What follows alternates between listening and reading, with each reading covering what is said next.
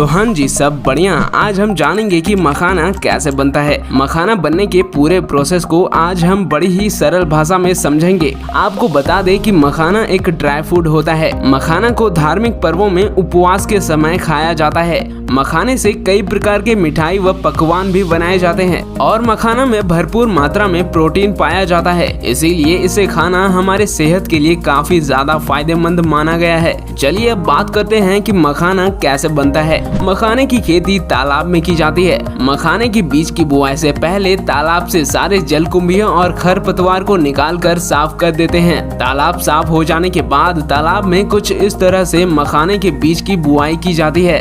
मखाने के बीज कुछ इस तरह के दिखते हैं। तो मखाने की बुआई के कुछ दिन बीत जाने के बाद अगले ही महीने में मखाने के बीजों से छोटे छोटे पत्ते निकल आते हैं और कुछ ही महीनों बाद पूरा तालाब इन बड़े बड़े गोलाकार और कांटेदार पत्तियों से भर जाता है। साथ ही पत्ती के नीचे लगा जड़ भी काफी लंबा और रेशेदार हो जाता है, जो तालाब के नीचे तलहटी पर चले जाते हैं और महीने के अंतिम सप्ताह तक इनके छोटे छोटे फूल भी आना शुरू हो जाते हैं और अगले महीने के पहले सप्ताह में यह फूल काफी संख्या में खिल जाते हैं। इनके फूल सुगंधित होने के साथ ही काफी खूबसूरत होते हैं। अब इसी महीने के अंत में इनमें फल भी आना शुरू हो जाते हैं। मखाना का फल स्पंजी और कांटेदार होता है। मखाने के फल को काटा जाए तो इसके अंदर से 70 से 110 की संख्या में बीज निकलता है और यही बीज आगे चलकर मखाना बनने वाला है और अगले ही महीने में मखाना का फल तैयार हो जाता है। इसीलिए यह स्पंजी होने के कारण पानी के अंदर में ही फटने लगता है,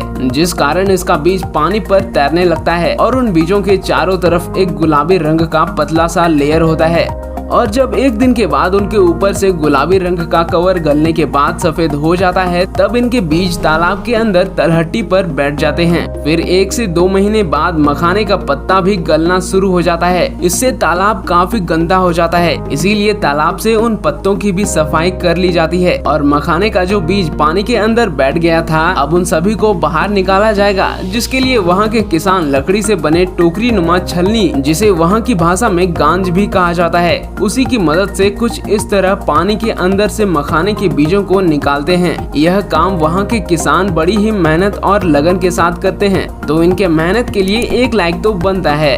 तो जब सारे बीज निकाल लिए जाते हैं तब इन्हें कुछ इस तरह पैरों से मसल कर सारे बीजों की सफाई कर ली जाती है, जिससे कि बीज के ऊपर मौजूद ऊपरी कवर अलग हो जाता है। उसके बाद इन बीजों को पानी से साफ कर लेते हैं। बाद में इन्हें बोरों में भरकर ड्राइंग प्रोसेस के लिए भेज देते हैं। इसीलिए यहाँ पर इन सभी मखाने के बीजों को धूप में अच्छी तरह सुखा लेते हैं। फिर अलग अलग छेद वाले छलनी की मदद से छानकर सभी छोटे बड़े आकार वाले बीजों को अलग कर लिया जाता है।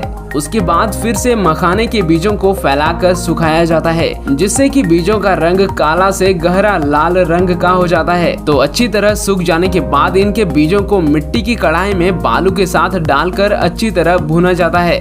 भुनाई के बाद बीजों को टोकरियों में डालकर कुछ दिनों तक रखा जाता है, जिससे बीज के कड़े छिलके का मुलायम दाना ढीला पड़ जाता है। उसके बाद थोड़ा थोड़ा करके इन बीजों को कढ़ाई में भुना जाता है। भुनाई के लिए 1 लोहे की कढ़ाई की जरूरत पड़ती है और 4 मिट्टी की। भूनते समय जब लोहे की कढ़ाई से बीज द्वारा फट फट की आवाज आने लगती है, तब इन बीज को कढ़ाई से निकालकर लकड़ी से बने पीठे पर रखकर लकड़ी से बने थापी से मारकर बीजों को तोड़ा जाता है, जिससे बीज का छिलका टूटकर अलग हो जाता है और काफी गर्म होने के कारण बीज लावा के रूप में फूटकर बाहर छिटक जाता है।